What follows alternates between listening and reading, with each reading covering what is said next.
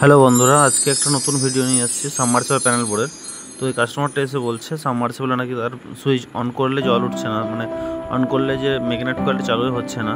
তো যাই হোক, উনি বলছেন যে সুইচটা টিপে রাখলে জল উঠছে না, কিন্তু টিপে রাখা উচিত নয় অ্যাকচুয়ালি। তো ওনার যা বুঝলাম, তো ম্যাগনেট কয়েলের প্রবলেম। তো প্রথমে ম্যাগনেট কয়েলটা চেঞ্জ করে নিচ্ছি, কিন্তু ম্যাগনেট কয়েল চেঞ্জ করার সাথে সাথে আর একটা প্রবলেম আছে। তো ম্যাগনেট কয়েলটাকে চেঞ্জ করে নিই, তারপর সেটা আমি দেখবো, চেঞ্জ করব, সেটা ঠিক করব। তো ম্যাগনেট কয়েলটা খুলে নিলাম আগে। খুলে নেওয়ার পর আপনার আমার যে পুরানো ম্যাগনেট কয়েলটা খুলে চেক করে নিচ্ছি। তো ওনার ম্যাগনেট কয়েলটা নিচ্ছে, বাট ফ্লাশ হচ্ছে প্রচুর, মানে ম্যাগনেট কয়েলটা প্রবলেম আছে। তো ম্যাগনেট কয়েল আমি একটা নতুন লাগাবো যে ম্যাগনেট কয়েলটা বার করে নিচ্ছি, ঠিক আছে। তো চেকও করে নেবো একবার। ম্যাগনেট কয়েলটা ভালো করে সেট করে নেওয়া হোক।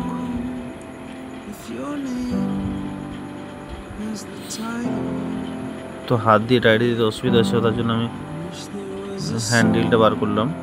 তো হ্যান্ডেলে টাইট দিতে খুব সুবিধা হয় কাজের ক্ষেত্রে, তাড়াতাড়ি কাজটা হয়। ওটা লাগানোর পর এরপর আমি তারগুলো কানেকশানগুলো করে নিই। করে নেওয়ার পর এরপর আমি যেটা প্রবলেম বলছিলাম, ওটা হচ্ছে এম্পিয়ার মিটারের প্রবলেম। এম্পিয়ার মিটার একটা সাইড ফ্লাশ হয়ে আছে, আমি দেখতে পেয়েছি প্রথমেই। তো এম্পিয়ার মিটারটা পুরো মিটারটা আমি চেঞ্জ করবো না, কারণ অনেকটা খরচা হয়ে যাবে। তো এম্পিয়ার মিটারটা আমি রিপেয়ারিং করে দেবো, ঠিক আছে। যার জন্য আমি এম্পিয়ার মিটারটা একটু খোলার জন্য প্লাসটা এদিক ওদিক খুঁজি, প্লাস তো পাচ্ছি না। যাই হোক, প্লাসটাকে ওজন দিবে, আমাকে দিয়েছে। তো এম্পিয়ার মিটারটা খুলে নিই।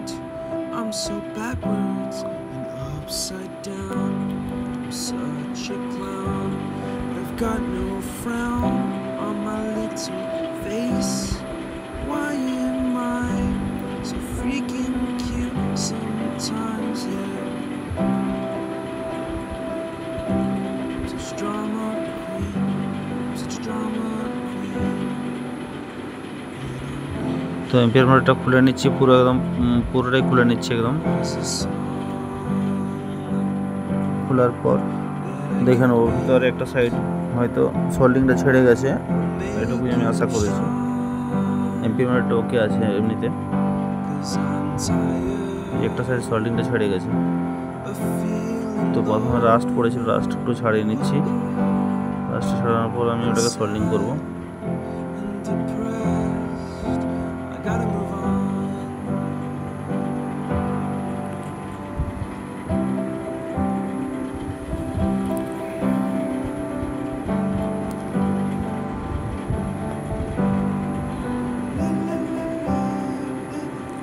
পেস্ট লাগিয়ে নিচ্ছি।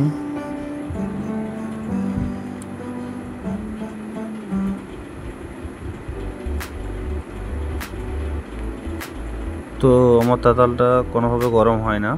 তো আমি আরেকটা ওই অ্যাকচুয়ালি এই যে তাতালের টপটা আছে, এই টপটা আমার ওখানে ঠিকমতো সেট হয় না। তো যার জন্য আমি আরেকটা বোর্ড এক্সটেনশন নিয়ে ওটাকে তাতালকে সেট করে নিলাম, ঠিক আছে। তো সেট করার পর এরপর আমি সোল্ডিংটা করে নিচ্ছি, ঠিক আছে। সোল্ডিংটা করে এবার আমি ফিটিং করে নেব।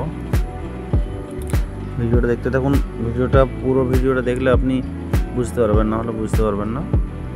ভিডিও একটু লং হচ্ছে, কারণ পুরোটা আমি ভিডিওটা করেছি।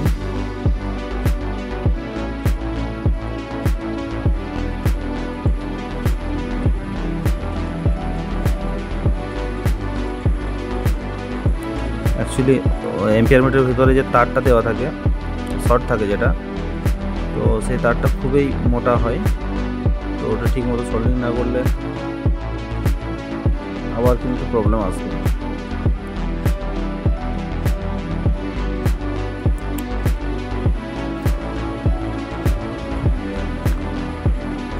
দেখে নেন একবার, টেনে উঠে যাচ্ছে নাকি, ঠিক আছে। ভালো করে সোল্ডিংটা হয়েছে নাকি চেক করে নিলাম, কারণ ও একটু লোড থাকে। তো অ্যাকচুয়ালি এম্পিয়ার মিটারের তারের উপর দিয়ে কিন্তু আমাদের যে রেড ইয়েলোগুলো তিনটে তার আছে, রেড তারটা কিন্তু আমাদের এম্পিয়ার মিটার ভায়া লোডটা যায় পুরো, ঠিক আছে। আর যেগুলো ডিজিটাল মিটার সেগুলোতে কিন্তু ভায়া লোড থাকে না।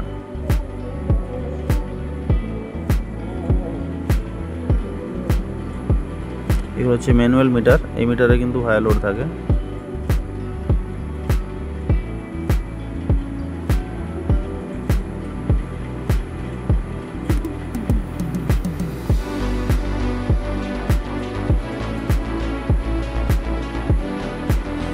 তো আমার ভিডিওটা কেমন লাগলো প্লিজ জানাবেন এবং কমেন্ট করে বলুন যে আপনারা আর কোন ধরনের কোন জিনিসের ভিডিও দেখতে চান।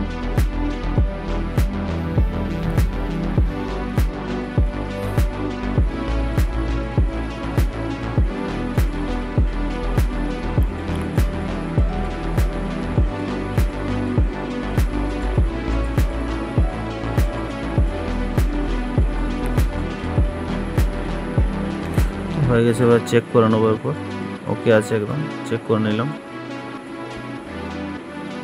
তো আজকের মতো এই ভিডিওটা এই পর্যন্তই।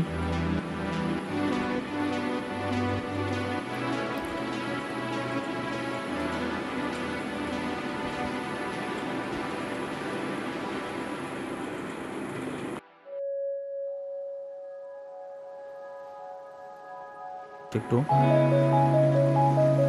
আর এরপর ম্যাগনেট কয়েলটা আমার স্ক্রুগুলো টাইট দেওয়া হয়নি।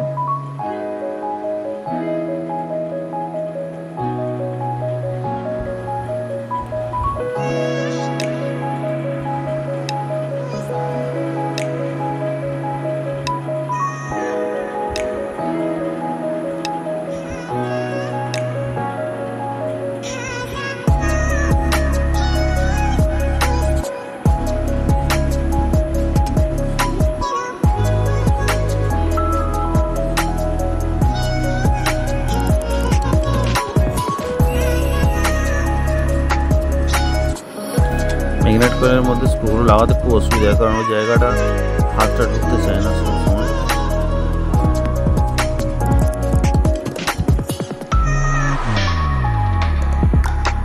কমপ্লিট।